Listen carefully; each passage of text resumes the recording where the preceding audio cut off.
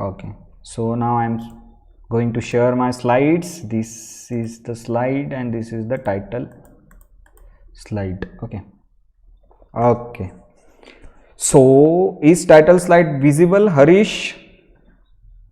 Okay, voice is clear, right? Okay, now you can switch off your mic. So I am just introducing the statistical mechanics. So this is our lecture number 1 and the last lecture of this semester, E1 semester. Okay, physics. So today we will see the unit number 2, statistical mechanics. तो हम पढ़ेंगे कि statistical mechanics क्या होता है और उसमें कुछ टर्म्स जो है यूनिट नंबर 2 में कुछ टर्म्स जो इंपॉर्टेंट टर्म्स है उसके बारे में बताऊंगा. उस पे ऑब्जेक्टिव क्वेश्चंस बन सकते हैं, तो ध्यान से सुनो. स्टैटिस्टिकल मैकेनिक्स क्या है? अभी देखो, सॉलिड स्टेट फिजिक्स पढ़ा, ठीक है. लास्ट सेमेस्टर हमने एटॉमिक एंड मॉलिक्यूलर फिजिक्स पढ़ा, तो एटॉमिक एंड मॉलिक्यूलर फिजिक्स भी एक ब्रांच है फिजिक्स की. फिर इलेक्ट्रॉनिक्स पढ़ा, इलेक्ट्रॉनिक्स भी ब्रांच है फिजिक्स की. न्यूक्लियर फिजिक्स पढ़ा लास्ट सेमेस्टर, न्यूक्लियर फिजिक्स भी ब्रांच. तो फिजिक्स के सो मेनी ब्रांचेस है और आगे चल के अगर तुम फिजिक्स में करियर बनाओगे या फिर पोस्ट ग्रेजुएशन करोगे तो यही चीजें तुम बहुत सारे ब्रांचेस के डिटेल्स में जाओगे, डीप में जाओगे. तो उसी तरीके से स्टैटिस्टिकल मैकेनिक्स भी एक फिजिक्स की ब्रांच है, साइंस की ब्रांच है, साइंस में फिजिक्स की ब्रांच है. और ये ब्रांच का मीनिंग क्या होता है कि स्टैटिस्टिकल मैकेनिक्स एक्चुअली है क्या? ओके, स्टैटिस्टिकल मैकेनिक्स मतलब the branch of science which deals with the study of collective behaviour of atoms and molecules. Collective behaviour मतलब एक एटम की स्टडी मतलब स्टैटिस्टिकल मैकेनिक्स नहीं है, ठीक है. बहुत सारे एटम और molecule, collective particles, number of particles बहुत ज्यादा है और हम कलेक्टिव और एक एवरेज स्टडी कर रहे हैं. अब मान लो कि 1000 या 1 लाख पार्टिकल्स है, तो 1 लाख पार्टिकल्स है तो एक एक पार्टिकल की स्टडी करते नहीं बैठोगे ना तुम एक कलेक्टिव बिहेवियर लोगे, एक एवरेज लोगे, उनके प्रॉपर्टीज का एवरेज निकालोगे, ठीक है, उनके पैरामीटर्स का एवरेज लोगे. सो जो एवरेज वाली बात जब आती है तब बात आती है स्टैटिस्टिकल मैकेनिक्स की. ओके, उसी तरीके से जैसे हम मान लो इंडिया में किसी की पॉपुलेशन काउंट करना है या फिर हमको एक पर्टिकुलर रीजन में, जैसे एक महाराष्ट्र में सपोज करो महाराष्ट्र में 6000 गांव है. अब तुमको ये लेना है कि 6000 गांवों में किसने वैक्सीन ली है. ये डेटा अगर तुम्हारे पास नहीं है तो एक पर्टिकुलर रीजन की स्टडी करोगे, 6000 में से 1000 गांवों को स्टडी करोगे, एक एवरेज निकालोगे. फिर 1000 गांवों की स्टडी करके तुम ये निकालोगे कि किन किन लोगों ने वैक्सीन. डेटा अगर तुम्हारे पास अवेलेबल नहीं है तो 1000 गांवों का डेटा अवेलेबल है, ठीक है. तो 1000 गांवों का डेटा तुम्हारे पास अवेलेबल है, तो 1000 जो विलेजेस है उसका डेटा तुम कलेक्ट करोगे और बाकी जो 5000 गांवों का डेटा अवेलेबल नहीं है तुम्हारे पास, तो क्या करोगे, 1000 में जितने परसेंटेज निकले वही परसेंटेज तुम बाकी 5000 गांवों को लगा दोगे, तो उसको बोलते हैं स्टैटिस्टिकल एवरेज. तो एक स्टैट्स तुमने कंसीडर किया, एक बल्क अमाउंट में जो तुमको चीजें पता नहीं थी वो एक बल्क को लगा दी, एक बड़े कलेक्टिव पार्टिकल्स को लगा दी, एक कलेक्टिव सिस्टम को लगा दी. तो वो जो स्टडी है उसको बोलते हैं स्टैटिस्टिक्स. इसलिए स्टैटिस्टिक्स नाम सुना होगा, मैथमेटिक्स एंड स्टैटिस्टिक्स. तो स्टैटिस्टिक्स में हम क्या करते हैं कि एवरेज लेते हैं. अगर हमको कुछ सोर्सेस मिसिंग है, कुछ चीजें हमको नहीं पता है तो हम कंसीडर करके एवरेज लेते हैं, ठीक है. उसी तरीके से जो स्टैटिस्टिकल मैकेनिक्स होता है एक कलेक्टिव स्टडी होती है एटम्स एंड मॉलिक्यूल्स की, सिर्फ एक ही एटम की नहीं, एक group of atoms and molecule की कलेक्टिव स्टडी. उनके बीच की एनर्जीज क्या है, ओके, उनके कलेक्टिव प्रॉपर्टीज क्या है, ओके. तो ये सब स्टडी जो आएगी वो स्टैटिस्टिकल मैकेनिक्स में आएगी. ओके, तो statistical mechanics is the branch of physics या branch of science which deals with the study of, okay, collective study of atoms and molecules. तो सिंपली क्या बोलते हैं स्टैटिस्टिकल मैकेनिक्स को, it is the branch of science which deals with the physical phenomena in terms of large number of atoms and molecules. Large number of atoms and molecule के average property की study को और उनके बीच में energy कैसे distribute हो. Large number मतलब billions of atoms and molecules, okay. उसकी एवरेज स्टडी जब करते हैं और उनके एनर्जी की स्टडी करते हैं कि उनके बीच की एनर्जी कैसे डिस्ट्रीब्यूट हो रही है, तो ये सारी की सारी चीजें स्टैटिस्टिकल मैकेनिक्स के अंदर आते. इंडिविजुअल पार्टिकल की स्टडी नहीं कर रहे, इंडिविजुअल एटम की स्टडी नहीं कर रहे, इंडिविजुअल वाली चीज ही नहीं है यहां पे, ग्रुप की स्टडी कर रहे हैं, लार्ज नंबर, एक लार्ज सिस्टम की स्टडी कर रहे हैं. बड़े से सिस्टम की स्टडी कर रहे हैं जिसमें बहुत सारे एटम्स एंड मॉलिक्यूल्स है, बहुत सारे पार्टिकल्स, वो गिन भी नहीं सकते हैं, तो एक स्टैटिस्टिकल एवरेज निकालेंगे, उनके बीच के एनर्जीज को भी हम कंसिडर करेंगे, उस सब स्टडी को बोलते हैं statistical mechanics. Very important. Okay, ये सेंटेंस देखो जो नीले कलर में है, large number of atoms and molecule and distribution of energy among them. Large number of atoms and molecule के कलेक्शन, उसकी कलेक्टिव स्टडी को बोलते हैं स्टैटिस्टिकल मैकेनिक्स। उसका एनर्जी स्टडी कर रहे हो, उसका टेम्परेचर स्टडी कर रहे हो, उसके थर्मोडायनामिक प्रॉपर्टी स्टडी कर रहे हो, तो ये सब के सब स्टैटिस्टिकल मैकेनिक्स में आएंगे। स्टैटिस्टिकल मैकेनिक्स और थर्मोडायनामिक्स का एक इंपॉर्टेंट रिलेशन है।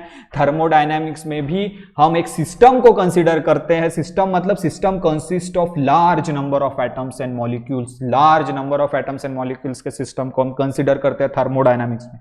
इसलिए स्टैटिस्टिकल मैकेनिक्स और थर्मोडायनामिक्स, इसका बहुत ही बड़ा एक दूसरे के साथ रिलेशन है। ठीक है, तो ये होता है स्टैटिस्टिकल मैकेनिक्स। क्यों पढ़ते हैं हम स्टैटिस्टिकल मैकेनिक्स? जरूरत क्या है पढ़ने की? इंपॉर्टेंस क्या है स्टैटिस्टिकल मैकेनिक्स पढ़ने का?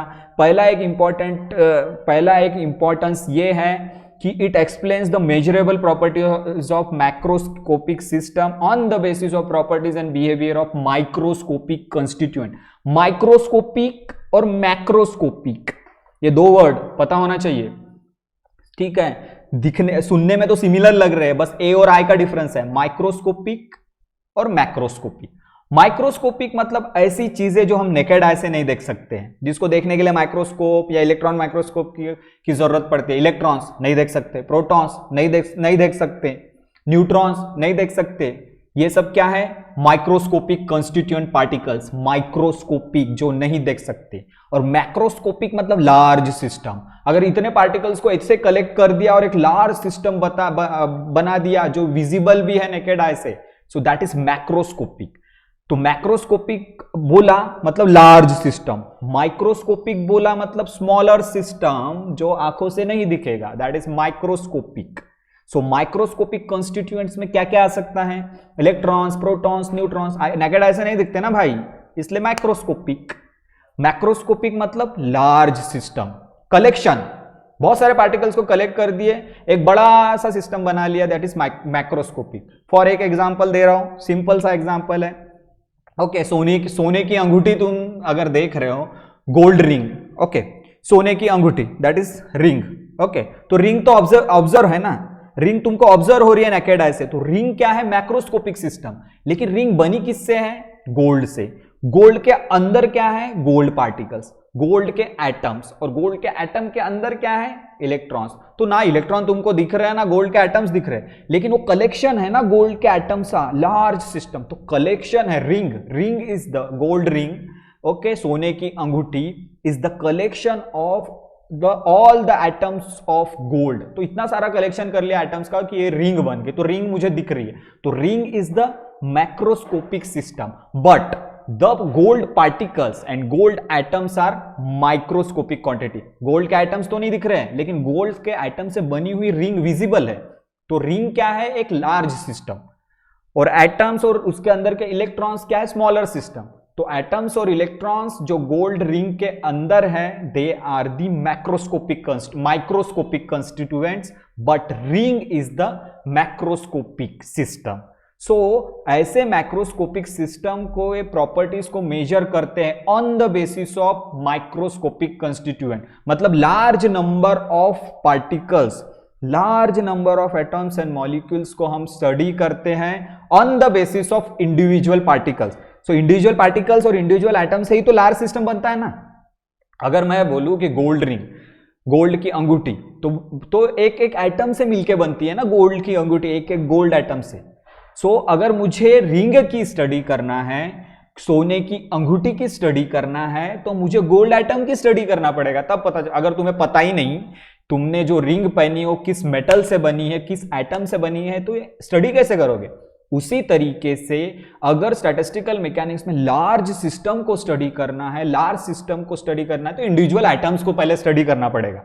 So very importance, the first importance is it explains the measurable properties of macroscopic system on the basis of properties and behavior of microscopic constituent. So ये large amount of particles, large system को study, उसके properties की study on the basis of वो किससे बना है उसकी study करेंगे. तो इसलिए गोल्ड रिंग की स्टडी करना है तो गोल्ड एटम्स के बारे में हमको पता होना चाहिए, तभी हम मैक्रोस्कोपिक सिस्टम मतलब रिंग, गोल्ड की रिंग को स्टडी कर सकते हैं. तो ये है पहला इंपॉर्टेंस.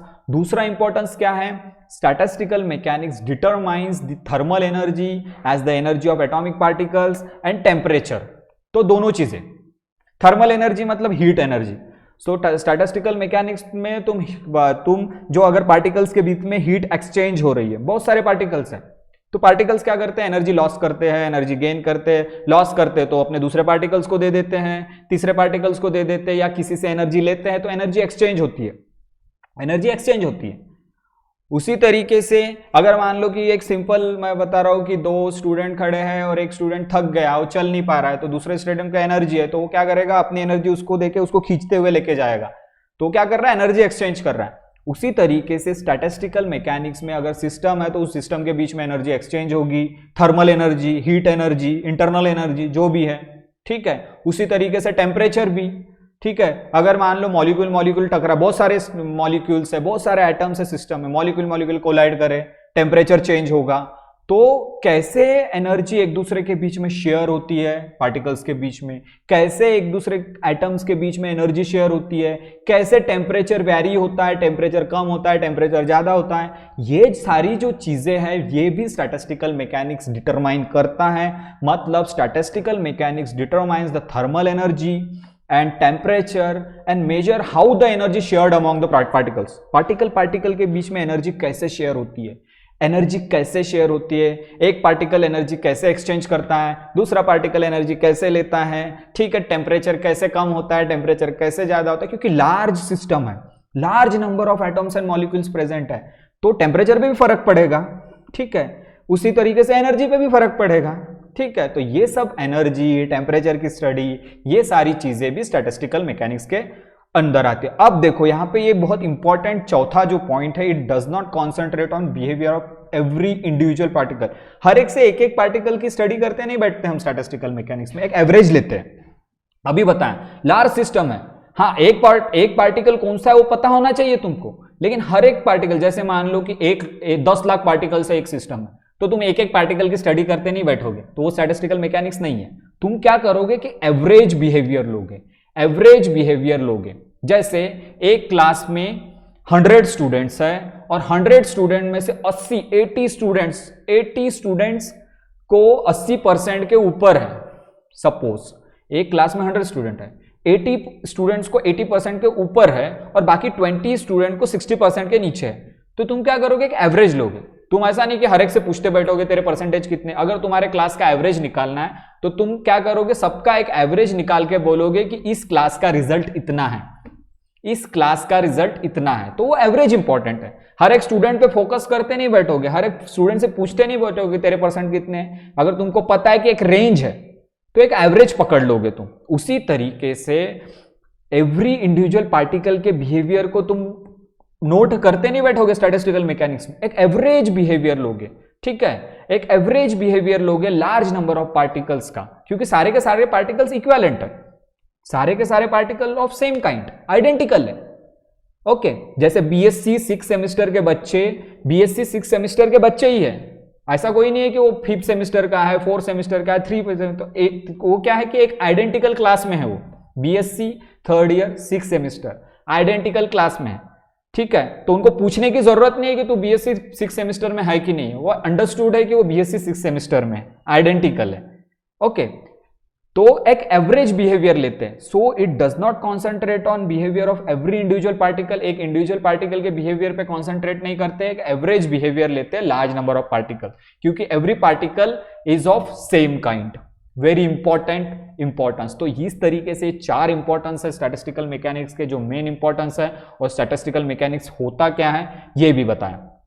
ओके, और अभी चीज बताऊंगा. अभी ये 2 टर्मिनोलॉजी इसी यूनिट में वो बहुत इंपॉर्टेंट है. Distinguishable particle. अब डिस्टिंग्विश करना मतलब पहचानना, आइडेंटिफाई, जो पार्टिकल को आइडेंटिफाई कर सकते हैं उसको बोलते हैं distinguishable particles. Okay, so distinguishable particles मतलब they are identical but unlike we can identify one particles from another. Same है लेकिन कुछ मायनों में डिफरेंस है उसमें। They are identical but unlike. For example, एक सिंपल सा एग्जाम्पल दे रहा हूं, बीएससी थर्ड ईयर 6 सेमिस्टर के 2 बच्चे हैं, ठीक है। तो ये दोनों के दोनों बच्चे बीएससी थर्ड ईयर 6 सेमिस्टर के 2 स्टूडेंट्स, लेकिन दोनों की शक्लें अलग अलग है। Okay, their faces are different, so if their faces are different it means they are unlike. वो एक दूसरे से मिलते जुलते हैं क्या? नहीं, but they are identical. Identical क्यों बोल रहा हूं उनको? क्योंकि वो बीएससी थर्ड ईयर 6 सेमिस्टर के बच्चे हैं, दोनों के दोनों बच्चे बीएससी थर्ड ईयर 6 सेमिस्टर को बिलोंग करते हैं, बट दोनों के बच्चों की शक्लें डिफरेंट है। They are identical because they are having same, they are in same class, but they are different because their faces are different. Okay, their faces are different, उनकी शक्लें अलग अलग है, उनका चेहरा अलग है, इसलिए they are unlike but they are identical. Why they are identical? Because they are in same class. वो सिर्फ बीएससी थर्ड ईयर 6 सेमिस्टर में है इसलिए वो आइडेंटिकल है, लेकिन उनकी शक्लें नहीं मिलती इसलिए अनलाइक है। Okay, it means that one student is different from another. We can easily identify, उनकी दोनों की शक्लें अलग अलग है, दोनों की फेसेस अलग है, इसलिए हम आइडेंटिफाई कर सकते हैं। लेकिन वो आइडेंटिकल इसलिए बोल रहा हूं मैं क्योंकि वो बीएससी थर्ड ईयर 6 सेमिस्टर में। अब इसका रिवर्स पकड़ो, इनडिस्टिंग्विशेबल पार्टिकल। दोनों बीएससी, दो बच्चे, दोनों students BSc third year 6 semester में हैं, बट दोनों की शक्लें मिलती जुलती, दोनों ट्विंस हैं। ओके, मतलब दोनों बीएससी थर्ड ईयर 6 सेमिस्टर में हैं, that is identical, but both are twins also, मतलब दोनों जुड़वा हैं, दोनों एक दूसरे की शक्लें मिलती जुलती है, they are twins. So it is very difficult to identify. They are identical and they are like. Identical means they are of BSc third year 6 semester. They are like means their faces are equal. They are twins. So अगर वो दोनों student BSc third year 6 semester में साथ में वो twins भी हैं तो उनकी शक्लें एकदम मिलती जुलती है, तो हम उसको डिस्टिंग्विश नहीं कर सकते। तो ऐसे पार्टिकल्स को क्या बोलेंगे? Indistinguishable particles. They are indistinguishable particles, they are identical and like we can't identify one particle from other. Okay, हम identify नहीं कर सकते क्योंकि वो identical तो है ही, like भी। इसलिए मैंने बोला 2 student BSc third year 6 semester में हैं, दोनों identical है और दोनों twins भी हैं, so they are like also, so we cannot identify one particle from other. तो इस तरीके से डिस्टिंग्विशेबल पार्टिकल मतलब they are identical but unlike, we can easily identify one particle from another. Indistinguishable particle मतलब they are identical and like we can not identify one particle from another. So this is the simple definition of distinguishable and indistinguishable particle. अब कुछ particles की बात करेंगे और उस particles को बोलते हैं बोसॉन्स। अभी बोस और आइंस्टाइन, अब ये बोस आइंस्टाइन स्टैटिस्टिक्स डिटेल में नहीं लूंगा, एकदम शॉर्ट में बताऊंगा कि बोस आइंस्टाइन स्टैटिस्टिक्स, एक स्टैटिस्टिकल मैकेनिक्स के फॉर्मूले और थ्योरी दी है बोस और आइंस्टाइन ने मिलके, उसको बोलते हैं बोस आइंस्टाइन स्टैटिस्टिक्स। 3 स्टैटिस्टिक्स बहुत इंपॉर्टेंट है, एक है मैक्सवेल बोल्ट्जमैन स्टैटिस्टिक, मैक्सवेल और बोल्ट्जमैन ने मिलके दिया। एक है बोस आइंस्टाइन स्टैटिस्टिक जिसको शॉर्ट में बीई स्टैटिस्टिक्स बोलते हैं, जो बोस और आइंस्टाइन ने मिलके दिया। और एक होता है फर्मी डायरेक्ट स्टैटिस्टिक्स जिसमें फेर्मी और डिराक ने मिलके एक स्टैटिस्टिक दिया। तो ये जो 3 स्टैटिस्टिक्स लॉज है, ये जो 3 स्टैटिस्टिक्स के थेरीज है स्टैटिस्टिकल मैकेनिक्स में, बहुत इंपॉर्टेंट है। इसके डेरिवेशन भी बहुत लंबे लंबे हैं और ज़्यादा बड़े हैं, मैं अभी ये डेरिवेशन को डिटेल में नहीं लूंगा, बस तुमको ये पता होना चाहिए कि 3 स्टैटिस्टिक्स है। ओके, स्टैटिस्टिकल मैकेनिक्स में एक को बोलते हैं MB statistics, that is Maxwell Boltzmann statistics, एक को बोलते हैं Bose Einstein statistics, that is BE statistics, और एक को बोलते हैं Fermi Dirac statistics, that is FD statistics. Okay, तो बोसॉन्स, अब हम 2 पार्टिकल्स के बारे में पढ़ेंगे, एक को बोलते हैं बोसॉन्स और एक को बोलते हैं fermions. Okay, boson as the name suggest, bosons Bose से बना हुआ है। ओके, बोसॉन्स ये बोस के नाम से बना हुआ पार्टिकल्स, बोसॉन। ओके, तो particles which follow the Bose Einstein statistics called boson. जो पार्टिकल्स जो बोस आइंस्टाइन के थ्योरी को फॉलो करते हैं, बोस आइंस्टाइन के फॉर्मूले को फॉलो करते हैं, ऐसे पार्टिकल्स को बोसॉन्स बोलते हैं। वो पार्टिकल्स आइडेंटिकल होते हैं और इनडिस्टिंग्विशेबल होते हैं, मतलब वो इक्वल होते हैं और उसको तुम पहचान भी नहीं सकते, इनडिस्टिंग्विशेबल।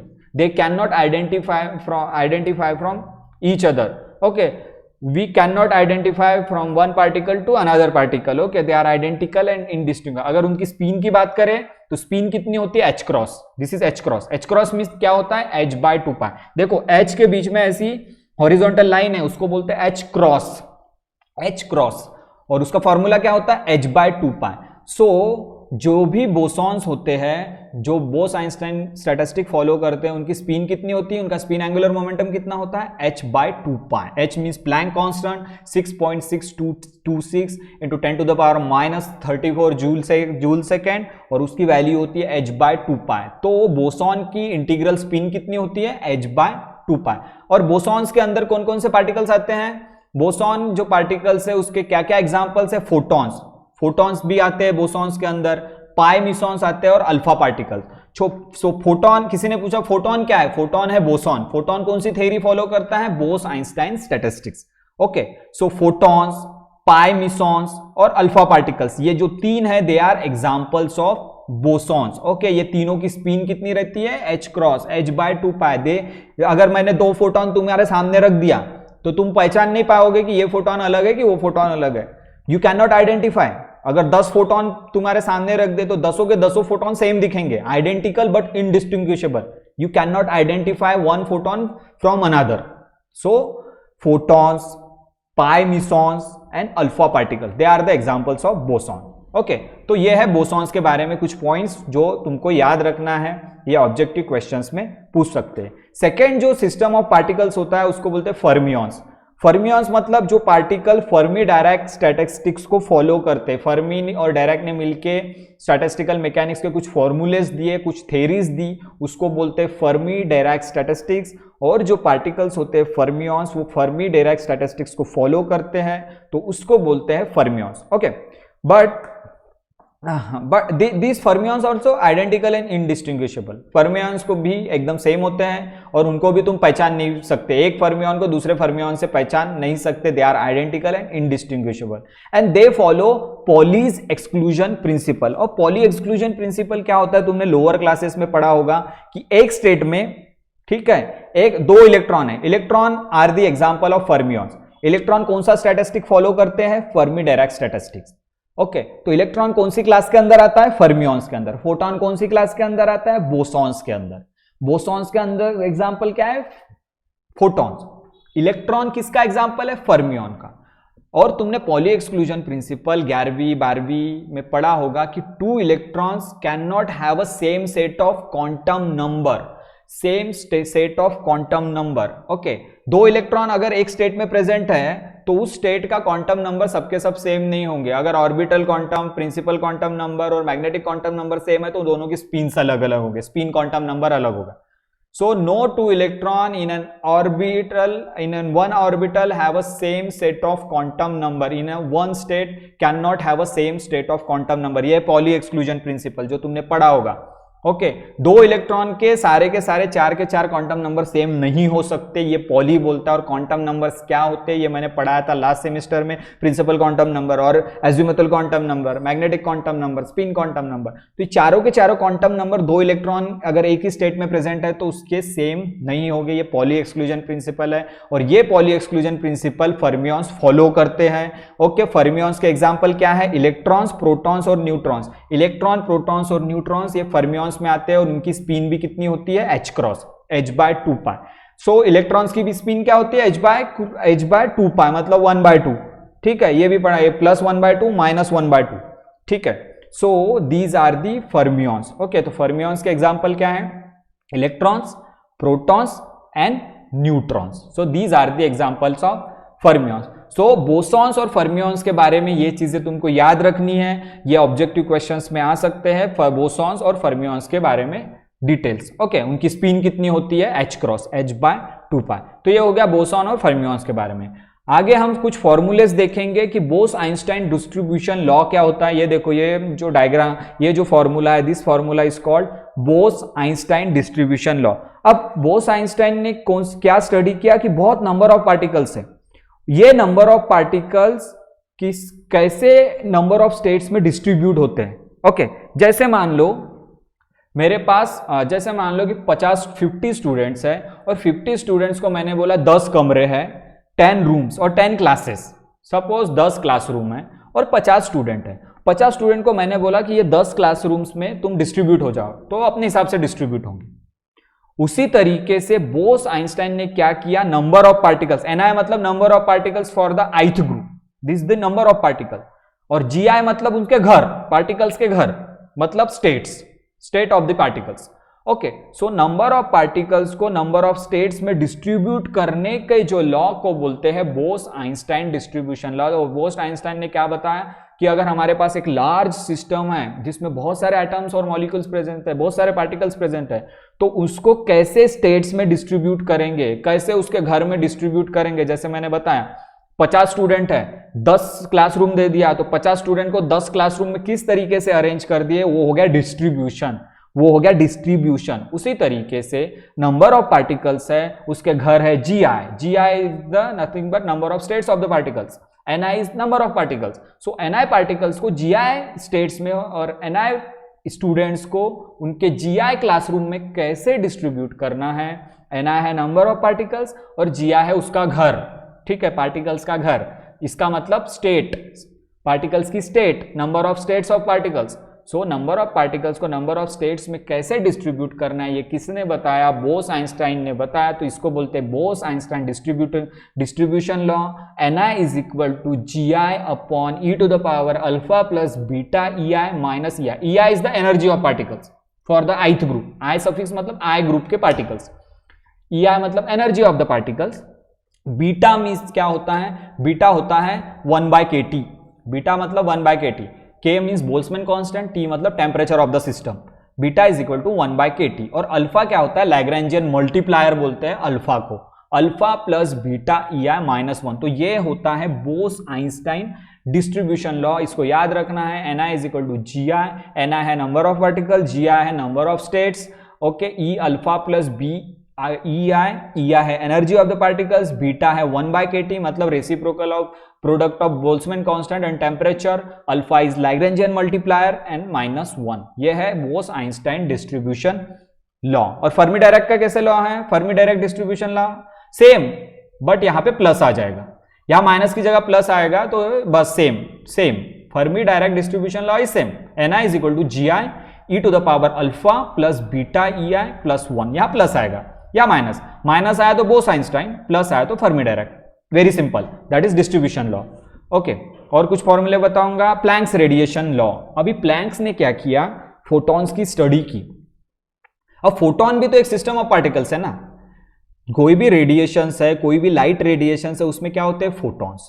ओके, तो जो मैक्स प्लैंक ने क्या किया, फोटॉन्स की स्टडी की, क्योंकि फोटोन भी एक पार्टिकल ऑफ द सिस्टम्स है और लाइट में बहुत सारे फोटॉन्स होते हैं। तो प्लैंक ने क्या किया, लाइट रेडिएशन की स्टडी की, उसमें फोटॉन्स, बहुत सारे फोटॉन्स थे, तो बहुत सारे फोटॉन्स की स्टडी करना मतलब ये भी स्टैटिस्टिकल मैकेनिक्स के अंडर आ गया, क्योंकि लाइट में बहुत सारे फोटॉन्स होते हैं और बहुत सारे मतलब बहुत सारे लार्ज नंबर ऑफ फोटॉन्स मतलब large number of particles. So large number of photons की स्टडी किया प्लैंक ने, ये भी स्टैटिस्टिकल मैकेनिक्स के अंदर आता है, और एक लॉ दिया, उसको बोलते हैं प्लैंक्स रेडिएशन लॉ। वो ऐसा होता है, E new into d nu is equal to 8 pi h divided by c cube, nu cube d nu in the bracket e to the power h nu by kt minus 1। ये होता है Planck's radiation law. अब इस law को मैं समझाऊंगा। E nu क्या है, energy of the photons, okay, having frequency new is the frequency, और एक रेंज होती है फ्रीक्वेंसी, सारे फोटॉन्स की फ्रीक्वेंसी की एक रेंज होती है, तो एक रेंज में स्टडी किया, nu plus d nu. Okay, so energy of the photon, nu मतलब frequency of the photon, okay, so energy of the photons और energy of the particles of the system is equal to 8 pi h divided by c cube into nu cube d nu divided by e h to the power h nu by kt minus 1 pi 8 pi h क्या है, Planck's constant, c क्या है, velocity of light, okay, photon मतलब light, velocity of light, nu is frequency होती है ना photon की energy कितनी होती है, E is equal to h nu, तो nu means frequency of the photon, so this nu is frequency of the photon, this d nu is the change in the frequency, e to the power exponential of h nu means energy of the photon divided by kt, k is Boltzmann constant, t is temperature, -1। So this is the Planck's radiation law. इसके पहले भी ये law तुमने पढ़ा होगा first year में, या जब भी ऑप्टिक्स की चीजें पढ़ी तुमने। Okay, this is Planck's radiation law. Planck's radiation law बताता है कि energy distribution, okay, energy distribution of photons, photons के अंदर एनर्जी डिस्ट्रीब्यूशन लॉ किस तरीके से होता है। यह है Planck's radiation law. Okay, this is the Planck radiation law. और एक चीज बताऊंगा, फर्मी फंक्शन। फर्मी फंक्शन का भी फॉर्मूला तुमको याद रखना, यह है Fermi function. F E, F मतलब फंक्शन और ई है energy. Fermi function 1 divided by e to the power E I minus E F divided by K plus 1। K क्या है? Boltzmann constant. उसकी वैल्यू होती है 1.38 इंटू 10 टू द पावर -23, ऐसा कुछ है। बोल्ट्जमैन कांस्टेंट की एक कांस्टेंट वैल्यू होती है। ई आई मतलब energy of the system minus E F, E F मतलब फर्मी एनर्जी। ठीक है, तो देखो Fermi function, Fermi function F is equal to, ये जब तुम फर्मी डायरेक्ट स्टैटिस्टिक्स पढ़ोगे तो उसमें फर्मी फंक्शन आता है। हमने फर्मी डायरेक्ट स्टैटिस्टिक का बहुत बड़ा डेरिवेशन है, वो मैं ले नहीं रहा हूं। उसी में एक चीज आती है जिसको बोलते हैं Fermi function, that is Fermi function F E is equal to 1 upon e to the power E I minus E F divided by के प्लस 1। ई आई क्या है? Energy of the system. E F क्या है? Fermi energy. Upon के क्या है? Boltzmann. Fermi energy क्या होती है? अब बोलोगे कि ये किस टाइप की एनर्जी है भाई? फर्मी एनर्जी, अगर तुम सेमीकंडक्टर चैप्टर्स पढ़ते होंगे या इसके पहले पढ़ा होगा, तो फर्मी एनर्जी मतलब क्या होता है कि वैलेंस बैंड के जो ऊपर का है हाईएस्ट ऑक्युपाइड लेवल। ठीक है, तो जिस एनर्जी लेवल में हाईएस्ट नंबर ऑफ इलेक्ट्रॉन्स ज्यादा होते हैं या नंबर ऑफ चार्ज कैरियर्स ज्यादा होते हैं, उस एनर्जी लेवल को बोलते हैं फर्मी एनर्जी लेवल। ओके, तो Fermi energy means highest occupied energy level, जो ज्यादा भरा हुआ है। जैसे मान लो 3 कमरे हैं तुम्हारे घर में, और 3 कमरे में हॉल में बहुत सारे लोग बैठे हुए हैं, बेडरूम खाली है, किचन खाली है, कोई नहीं है उधर। ठीक है, एक जो है हॉल में बहुत सारे लोग भरे हुए, तो हाईएस्ट ऑक्युपाइड कमरा कौन सा है? हॉल। तो उसको बोलेंगे फर्मी हॉल या फर्मी एनर्जी लेवल। जो हाईएस्ट ऑक्युपाइड एनर्जी लेवल होता है उसको बोलते हैं फर्मी एनर्जी लेवल, और जो energy correspond to that energy level is called Fermi energy. Okay, तो फर्मी एनर्जी और Fermi level is the highest occupied energy level, and the energy correspond to the particles of that level is called Fermi energy. समझ में आया? तो Fermi energy का एक simple example दिया, highest occupied energy level is called Fermi energy level, and the energy correspond to that is Fermi energy. 1 upon e to the power E I minus E F divided by के plus 1। E f is Fermi energy and e i is total energy of the system and k is Boltzmann constant. Okay, तो ये हो गया Fermi energy. और एक term Fermi energy, ठीक, sorry वो हो गया फर्मी फंक्शन, तो ये भी है फर्मी एनर्जी। ठीक है, तो इसमें फर्मी फंक्शन में फर्मी एनर्जी की टर्म समझाया मैंने, ई एफ क्या होता है, और अभी फर्मी एनर्जी का फॉर्मूला देखेंगे। This is the formula for Fermi energy. Fermi energy बताया क्या होता है? Highest occupied, the energy of highest occupied level is called Fermi energy and is equal to h square upon 2 pi 3n divided by 8 pi v to the power 2/3। h क्या है? Planck's constant, पाई constant है, n क्या है? Total number of particles, n capital N is total number of particles in the system, v is volume of the particle. Okay, v capital V is volume of the system, volume of the system of particles. N is total number of particles. H is Planck constant. Very easy formula.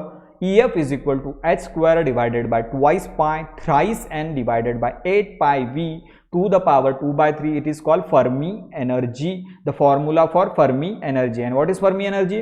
The energy correspond to the highest occupied level. एक example देके बताया, तुम्हारे घर में 3 कमरे हैं, hall में बहुत सारे लोग बैठे हैं और बाकी कमरे खाली है, तो हाईएस्ट ऑक्युपाइड क्या है? और बाकी कमरे में एक या दो लोग हैं, और हॉल में ही 10 लोग बैठे हुए, तो hall is nothing but the Fermi level, and the energy correspond to that hall is Fermi energy. Very simple example. So Fermi energy. Okay. So अगर हॉल है, हॉल में 10 लोग बैठे हैं, बहुत सारा हाईएस्ट ऑक्युपाइड लेवल है हॉल का, और हॉल का टेम्परेचर बढ़ गया। अब जितने ज्यादा चीजें रखोगे अंदर, टेम्परेचर थोड़ा सा बढ़ जाता है। ठीक है, तो हॉल में लोग बैठे हैं और उसका टेम्परेचर तुमने नोट किया, तो the temperature correspond to that hall, temperature correspond to that Fermi energy level is called Fermi temperature. ठीक है, Fermi temperature correspond to Fermi energy level, the temperature correspond to Fermi energy level is called Fermi temperature. उसका फॉर्मूला क्या है? TF is equal to EF by K. TF है Fermi temperature, EF है Fermi energy, K है Boltzmann constant. So TF is equal to EF divided by K, this is called Fermi temperature. Okay, तो ये जो terminologies बताया मैंने unit number 2 के, ये सब चीजें तुमको याद रखनी है। फर्मी टेम्परेचर का फॉर्मूला पता होना चाहिए, फर्मी एनर्जी का फॉर्मूला पता होना चाहिए, फर्मी एनर्जी का फिजिकल सिग्निफिकेंस क्या होता है वो पता होना चाहिए। फर्मी टेम्परेचर मतलब the temperature corresponds to the Fermi energy level called Fermi temperature. TF is, और फर्मी एनर्जी लेवल मतलब हाईएस्ट ऑक्युपाइड एनर्जी लेवल, एक एनर्जी लेवल जिसमें इलेक्ट्रॉन्स ज्यादा हैं, बाकी एनर्जी लेवल में कम है, तो हाईएस्ट ऑक्युपाइड जो हुआ उसको क्या बोलेंगे? Fermi energy level. Okay, so this is the formula for Fermi energy. Okay, and we have seen the Fermi function. In the Fermi function there is two energies, the difference between main energy and Fermi energy. This is Fermi function and this is Planck's radiation law. Planck ने बताया कि number of photons की energy कैसे distribute होंगी with respect to frequency, तो ये बताया Planck's ने, that is Planck's distribution law. फिर उसके पहले फर्मी डायरेक्ट और बोस-आइंस्टाइन डिस्ट्रीब्यूशन लॉ, दोनों में डिफरेंस क्या है? यहाँ माइनस है तो यहाँ प्लस है। बाकी चीजें क्या क्या होती है मैंने बताया, एन आई है number of particle, g i है number of states, e i energy है, beta 1/kT, alpha Lagrangian multiplier, ये सब चीजें मैंने शॉर्ट में बताया। फर्मियंस क्या होता है ये बताया, बोसॉन्स, डिस्टिंग्विशेबल, इनडिस्टिंग्विशेबल, और स्टार्टिंग में स्टैटिस्टिकल मैकेनिक्स क्या है, स्टैटिस्टिकल मैकेनिक्स का इंपॉर्टेंस क्या है, ये सब चीजें बताया। ये इतनी चीजें यूनिट नंबर 2 में शॉर्ट में याद रखनी है। ओके, और इस पे कोई क्वेश्चन है तो पूछ